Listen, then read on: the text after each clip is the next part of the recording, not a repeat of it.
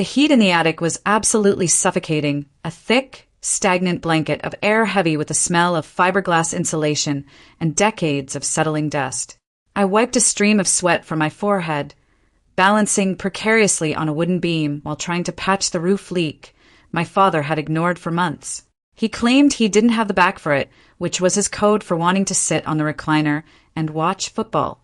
I shifted my weight to reach the corner, and my work boot caught the edge of a dusty cardboard box.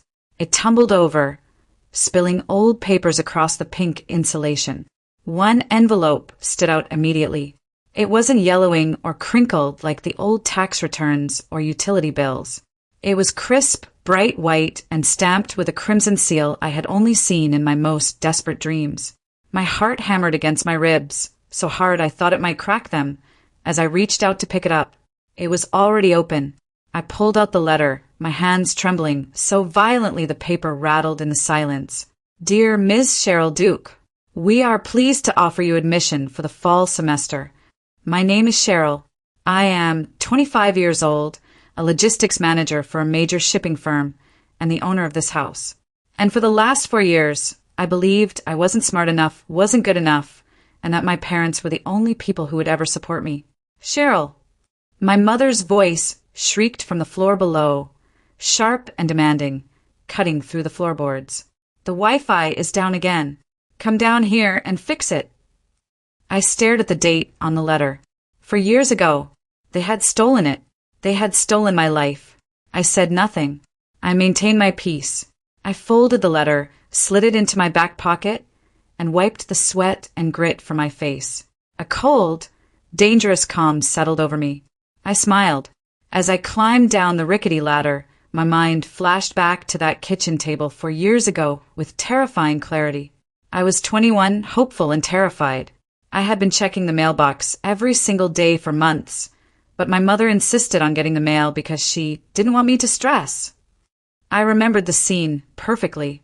My father, Frank, had his head in his hands. My mother, Patty, was weeping softly, dabbing her eyes with a tissue. They told me they were bankrupt. They said the business had failed and they were drowning in debt. Then came the second blow. The Harvard letter came while you were at work, honey, Mom had said, her voice trembling with what I thought was sympathy. You didn't get in. I threw it in the trash outside immediately. I just didn't want you to have to see it and feel bad. I had felt my world collapse. I trusted her implicitly, so I didn't dig through the garbage. But they didn't let me grieve. They pivoted instantly to Cody. My brother was 15 then, getting into fights, failing classes. We need you, Cheryl, Dad had said, grabbing my hand with a desperate grip. Cody listens to you. If you leave for that state school, he'll end up in jail. We need you to stay. Work here. Help us pay the bills. Help us raise him. I believed them. I declined my backup offer at the state university. Instead, I took a grueling job at a warehouse, lifting boxes for 10 hours a day. I spent my nights grinding through online classes to get my degree, barely sleeping, all while handing over half my paycheck every week to keep them afloat. Back in the present, I walked into the kitchen. They were eating dinner, takeout I had paid for, laughing at a video on Dad's phone. They looked so comfortable. They had no idea the ATM had just closed forever. I stood in the doorway, watching them eat, my hand brushing the pocket where the letter burned against my hip like a brand. I thought about the lease currently sitting in my fireproof safe upstairs. My mind drifted back to 1 year ago, when their financial lies had finally caught up with them. They were facing foreclosure on their original home, the one I grew up in. They were going to be on the street. I had scraped, saved, and worked 60-hour weeks to build my credit and savings. I couldn't let them be homeless, so I offered a solution. I bought this smaller, fixer-upper house in my name. I used my entire life savings for the down payment. You can live here, I had told them back then, but you have to pay rent equal to the taxes and insurance. I will cover the mortgage. I made them sign a standard, ironclad lease. I told them it was just for tax purposes and to satisfy the bank's requirements. Dad had scoffed, signing it without even reading the pages. You're so corporate, Cheryl. Always with the paperwork. It's family. They thought it was a formality. They thought I was just their dutiful, organized daughter securing a roof over their heads so they could continue their lifestyle of irresponsibility. They didn't realize that by signing that document, they had legally made me their landlord, and they had made themselves tenants. I blinked, pulling myself out of the memory and back to the present. I walked to the fridge and grabbed a water bottle. The lease had strict clauses about conduct, damage, and payments. I looked at Frank. "Did you fix the hole in the hallway yet?" I asked. "Later," he grunted, mouth full of food. "Okay," I whispered. "Later." The next morning, everything shifted. I woke up an hour early, showered, and dressed in my crispest navy work suit. Usually, I made coffee for everyone. Usually, I wrote out a grocery list and left cash on the counter for Mom to shop. Not today. I walked into the kitchen. The coffee pot was cold and empty. Mom walked in, yawning, her hair a mess. She opened the fridge and frowned, looking confusingly at the barren shelves. "Cheryl, we're out of milk. And eggs. You forgot to go to the store yesterday." I didn't look up from my tablet, scrolling through logistics reports. I took a sip of the coffee I had bought at a cafe. "I didn't forget," I said calmly. "Well, what are we supposed to eat?" she snapped, hands on her hips, her voice rising. I looked her dead in the eye. Section 4, Paragraph 2 of the lease agreement states that tenants are responsible for their own provisions and utilities not covered by the landlord. I suggest you go to the store.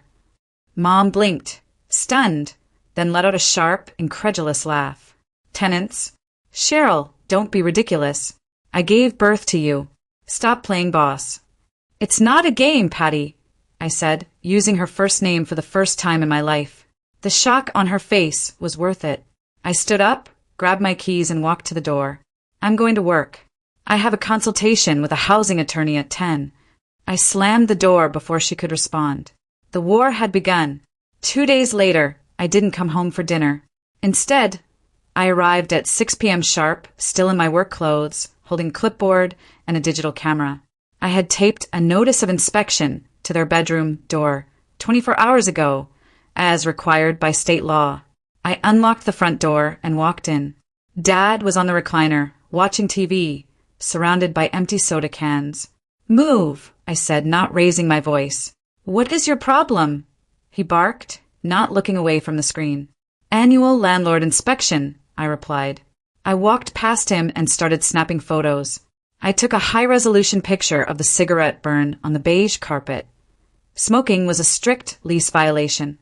I took a picture of the fist-sized hole in the hallway drywall from when Dad got mad at the football game 3 months ago. Frank jumped up, his face turning a deep, mottled red. He stormed over, towering over me. He used to scare me when he got like this. "Get that camera out of my face, Cheryl. You live here. You don't inspect your own house." He reached for the camera. I didn't flinch. "Touch me or my equipment, and I call the police for assault," I said, my voice icy and steady. "That is immediate grounds for eviction." He froze, his hand hovering in the air. He saw something in my eyes he had never seen before, absolute resolve. He backed down, muttering curses. I wrote tenant hostility on my notepad in big block letters. I ripped off a pre-written cure or quit notice for the damages and pinned it to the wall next to the TV. The peace didn't last long. A week later, on a Tuesday evening, a beat-up sedan pulled into the driveway. My younger brother, Cody, stepped out with 2 duffel bags and a laundry basket full of dirty clothes. He looked disheveled, hungover, and exactly like the burden I was forced to raise. He banged on the door, and Mom practically tackled him with a hug. "Oh, my baby. You're home," she cried. I stood at the top of the stairs, watching. "Why is he here?" I asked, my voice cutting through their reunion. "He's taking a semester off," Dad said, clapping Cody on the back. "Dorms were too loud. He couldn't focus. He's going to crash here for a bit." "No, he isn't," I said, walking down the stairs. Cody sneered up at me. "Nice to see you too, Your Highness." I ignored him and turned to Frank. The lease agreement, specifically Clause 9, limits occupancy to 2 permanent residents. Guests are permitted for a maximum of 48 hours. Any additional occupant requires a new lease and an increase in rent. "Cheryl, stop it," Mom snapped. He's your brother. He can take the spare room. That's my home office, I replied. I work a hybrid schedule, and that room contains confidential client files and expensive company equipment. It is not a bedroom. Request denied. You're just jealous, Patty spat, grabbing Cody's bag. Come on in, sweetie. Ignore her. She thinks she owns the world just because she pays the mortgage. I do own the house, I said quietly.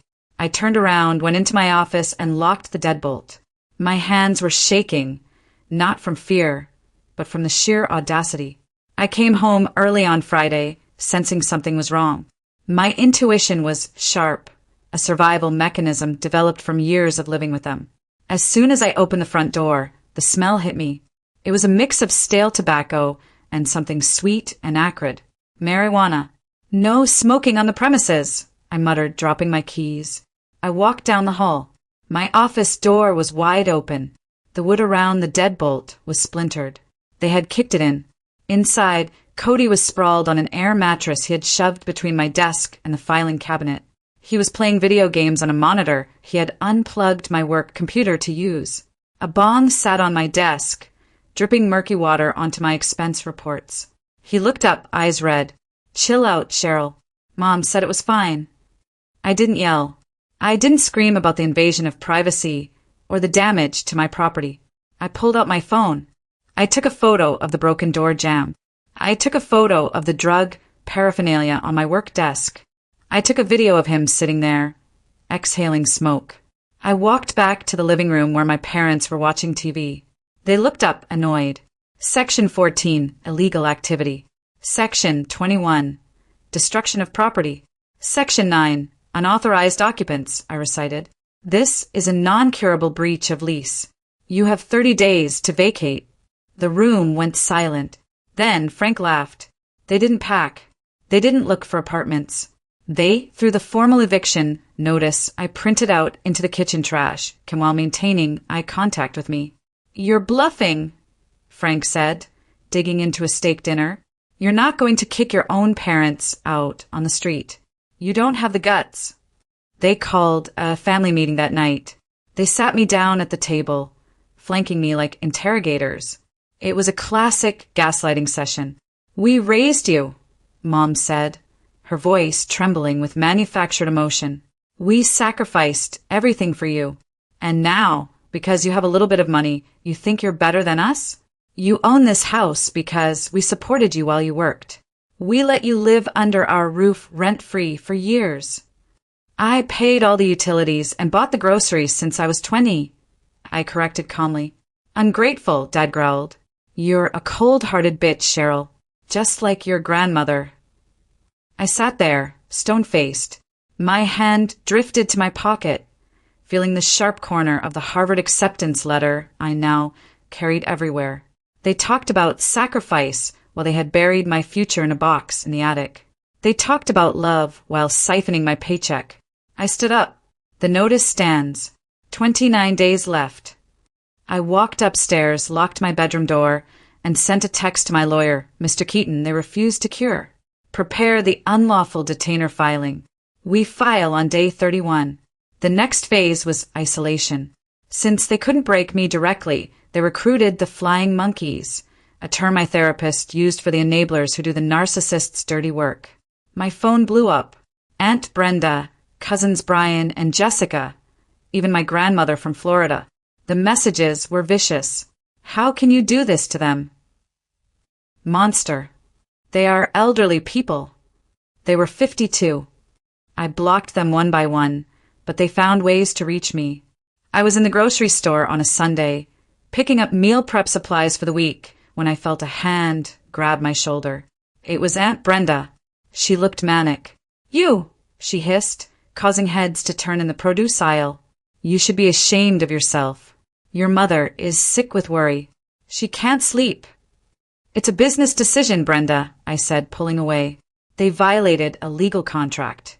Multiple times. Contract. She spat on the floor near my shoes. Family isn't a contract. You give them the deed to that house, or you are dead to this family. I was dead to this family the moment I stopped being useful. I said loudly enough for the shoppers nearby to hear. Please move, or I'm calling security. She froze, realizing people were staring at the crazy woman screaming at a girl in a business suit. She stormed off. I finished my shopping, my heart pounding. But I didn't leave my cart. I bought my apples. I was done running. Patty realized the emotional guilt wasn't working, so she went for the throat, my career. I was in the middle of a logistics briefing with my team when the receptionist messaged me. Urgent. Your mother is in the lobby demanding to see the CEO. My blood ran cold. I excused myself and speed-walked to the lobby. Patty was there wearing her church clothes, trying to look like a concerned matriarch. She was screaming at the security guard. My daughter is stealing my home. She's evicting her own parents. She's committing elder abuse. I need to speak to her boss. I stepped out of the elevator. Mom, stop. She spun around, pointing a finger at me. Tell them, Cheryl. Tell them how you scammed us. Security moved in. Ma'am, you need to leave. Just then, the CEO, Mr. Lockridge, walked by returning from lunch. He stopped. Cheryl? Is everything all right? Patty lunged toward him. She's a thief. You employ a thief. I wanted to die, but I straightened my spine. Mr. Lockridge, I apologize. This is a personal family dispute involving a property I own. She is trespassing. Mr. Lockridge looked at Patty's wild eyes, then at my composed, mortified face. He nodded to security. Escort her out. As they dragged her away, screaming, Lockridge looked at me. Take the afternoon, Cheryl. Handle your business. You're a good manager. Don't let them wreck you. I watched her go. That was it. They had crossed the final line. There was no going back now. The 30-day notice expired on a Wednesday. The house was silent. They hadn't moved a single box. In fact, Frank had planted new hydrangeas in the front yard 2 days prior, a defiant signal that he wasn't going anywhere. He believed the world worked on intimidation, not laws. He was wrong. At 9 a.m., a car rolled up to the curb. I watched from my vehicle parked down the street. It wasn't a police car, but a nondescript sedan. A process server stepped out. I needed to witness this. The man knocked. Frank opened the door, ready to argue, likely expecting me. The process server didn't say a word. He just slapped the thick packet of the unlawful detainer paperwork against Frank's chest. You've been served, the man said and walked away. I watched Frank crumble. He didn't yell. He took the papers and stared at them as if they were written in a foreign language. 10 minutes later, my phone buzzed. It was Frank. I let it go to voicemail. I listened to the message later in my office with my lawyer, Mr. Keaton. It started with rage, curses, threats to burn the house down. Then, midway through, his voice cracked. Cheryl, please. We have nowhere to go. You can't do this to family. I'm your father. I saved the audio file. It wasn't an apology. It was a manipulation tactic. He didn't want a relationship. He wanted a roof. Ignore it, I told Keaton. We go to trial. 2 days later, the siege began. I drove by the property to check the exterior, only to find my key wouldn't turn in the front door lock. They had changed the deadbolts. I peered through the window. They had barricaded the front door with my dining room table. Rage flared in my chest, hot and blinding, but I forced it down. This was a gift. They were handing me more evidence. I called the non-emergency police line. I am the property owner. My tenants have illegally changed the locks and are refusing entry. When the officers arrived, Frank tried to play the victim. She's harassing us. This is our home. I silently handed the officer the deed and the lease agreement, pointing to the clause explicitly forbidding lock changes. The officer turned to Frank. Sir, you cannot lock out the owner. If you don't open this door immediately, we will force entry and you will be cited. Frank opened the door, his face a mask of pure hatred. You happy now? He spat. Not yet, I replied. I had a locksmith standing by in the driveway. As the police watched, I had the locks rekeyed to a master system they couldn't alter. I also hired a private security patrol to drive by 3 times a night. They weren't just tenants anymore. They were hostiles. The house began to rot from the inside out. Since they knew they were leaving, they stopped cleaning. But it was worse than just neglect. It was active sabotage. I scheduled a pre-trial damages walkthrough with a general contractor, Mike, to get an estimate for the court. When we walked in, the smell hit us like a physical blow. Wet dog, stale smoke, and rotting garbage. They were blasting heavy metal music at max volume to drown out our conversation. I ignored it, moving room to room with Mike. The carpets were stained beyond repair. The curtains, custom ones I had bought, were gone. Where are the fixtures? I asked, pointing to the ceiling fan in the living room.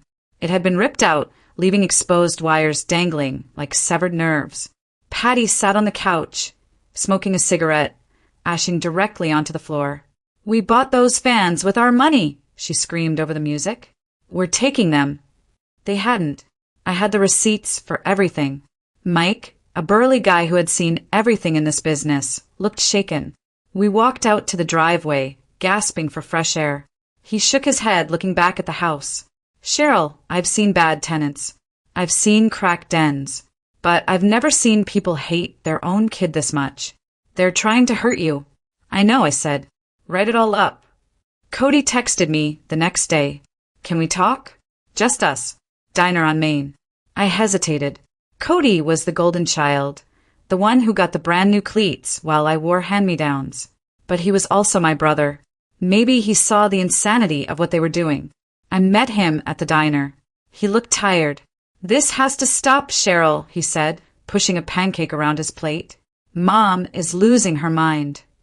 "Then tell them to move out," I said. "They have no money." Cody shot back. "Look, just give them 6 months. Free rent. I'll get a job.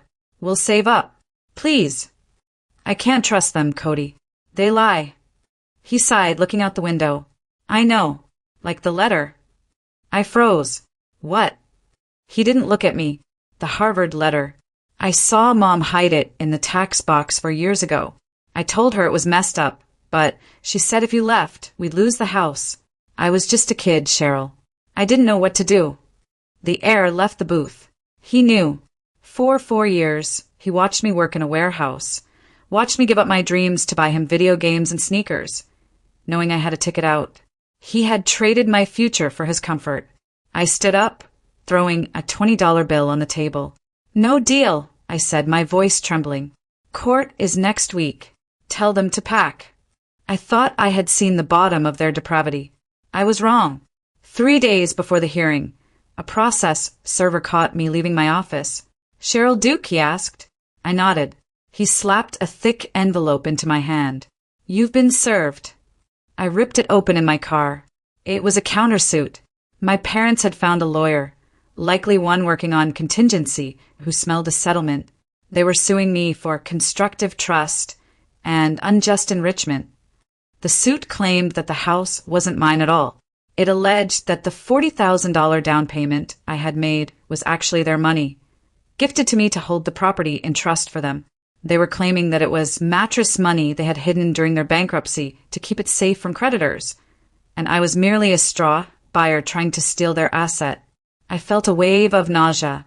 They were so arrogant they didn't realize that admitting to hiding assets during bankruptcy was a federal crime.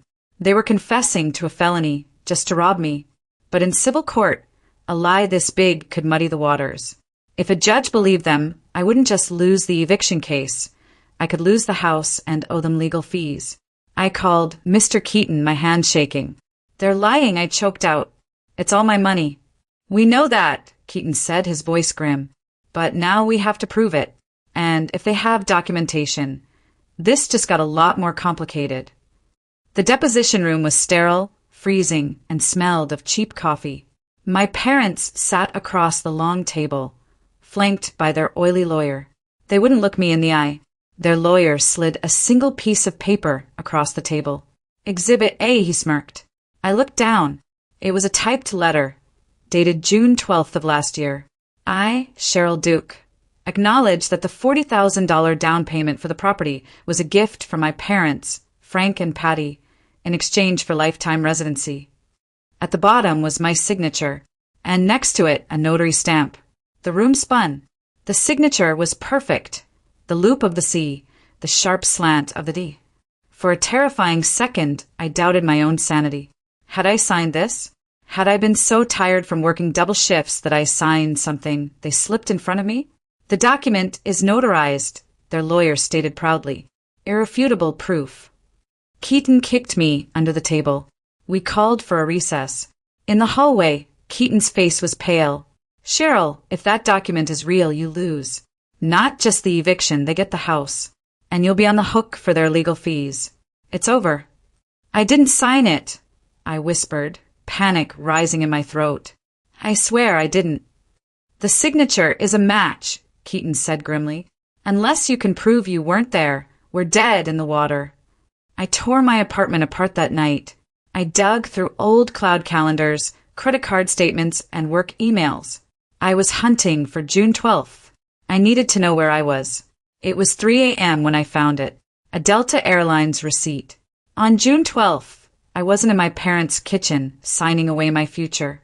I was in Atlanta for a mandatory supply chain conference. I had flown out at 6 a.m. on the 11th and didn't return until the 14th. I sat back on my heels, the receipt trembling in my hand. If I wasn't there, how did they get my signature? I pulled up the digital copy of the lease agreement, the one they did sign. I overlaid the signature from the forged gift letter onto the lease signature in Photoshop. They lined up perfectly, pixel for pixel. They hadn't just lied. They had traced my signature from the lease I used to house them, scanned it, and pasted it onto their fabrication with a fake notary stamp. It was a clumsy forgery, but to the naked eye it looked authentic. I didn't call them. I didn't scream. I forwarded the flight records and the hotel folio to Keaton with a simple subject line, checkmate. We wouldn't reveal this in a settlement offer. We would wait for open court. The courtroom was intimidating, but I felt a strange, cold calm. This was the end of the line. Patty took the stand first. She put on a masterclass in victimhood, weeping about how she sacrificed her golden years to raise me, only to be thrown out like trash. The judge, a stern woman named Judge Reynolds, watched her with an unreadable expression. Then Frank took the stand. He looked confident. He swore under oath that on the afternoon of June 12th, he handed me a bag of cash in the kitchen, and I signed the letter in front of him. Mr. Keaton stood up slowly. He didn't look aggressive. He looked curious. Mr. Duke, you are under oath. You are absolutely certain that Cheryl Duke signed this document in your kitchen in this city on June 12th? I am, Frank said, jutting his chin out. I remember it clearly. It was raining. And you watched her sign it? With my own eyes, Frank said. She was grateful. Keaton smiled, a shark showing its teeth. No further questions for this witness, Your Honor. We would like to call the plaintiff, Cheryl Duke, to the stand for rebuttal and to introduce impeachment evidence. I stood up. I saw Frank smirk at Patty. They thought they had one. They had no idea they had just walked into a buzzsaw. I took the stand and projected my voice, clearly. Your Honor, I said. On June 12th, the date of the alleged signing, I was 800 miles away in Atlanta, Georgia. Keaton projected my flight records, hotel receipts, and a time-stamped photo of me presenting at the conference onto the court screens. The color drained from Frank's face instantly. It was a physical reaction. He looked like he was having a stroke. Furthermore, Keaton continued, we have forensic accounting from Ms. Duke's bank. It shows the $40,000 down payment was accumulated through direct payroll deposits from her employer over 3 years. There was never a large cash deposit corresponding to the defendant's claim. The judge turned to Frank, her eyes narrowing into slits. Mr. Duke, do you have an explanation for this perjury? Frank stammered, looking for his lawyer, but his lawyer was busy burying his face in his hands. One last thing, Your Honor, I said, to establish the defendant's motive for financial abuse. I pulled the crumpled Harvard acceptance letter from my evidence folder. They hid this from me for 4 years, I told the silent courtroom. They defrauded me of my education to keep me as a financial servant. This lawsuit is just the final attempt to enslave me. The judge looked at the letter, then at my parents. The disgust on her face was absolute. She banged the gavel. Judgment for the plaintiff. The countersuit is dismissed with prejudice. I am referring both defendants to the district attorney for perjury and fraud. The sheriff gave them 15 minutes to vacate. They didn't look at me as they hauled their trash bags to Cody's beat-up car. Patty was sobbing, but it was a quiet, defeated sound. Frank looked old, broken, and small. I stood in the driveway as they pulled away. I didn't feel sad. I didn't feel guilty. I felt like I had just taken a breath of air after being underwater for a decade. I walked into the house. It was a wreck, holes in the walls, stained carpets, the smell of failure. I didn't try to clean it. I called my realtor from the living room. List it, I said. As is. Investor special. Get it sold. 3 months later, I sat in a cafe in Boston, overlooking the Charles River. The house had sold in a bidding war, netting me $150,000 in profit after the mortgage was paid. On my laptop screen was the admissions portal for an MBA program, one that valued resilience as much as test scores. I had the check, I had my freedom, and with my bachelor's finally behind me, I was ready for the life they tried to steal. I pulled out my phone. I scrolled to Mom and Dad. I hit delete contact. Then I took a sip of my coffee, smiled at the autumn sun, and hit submit on my application.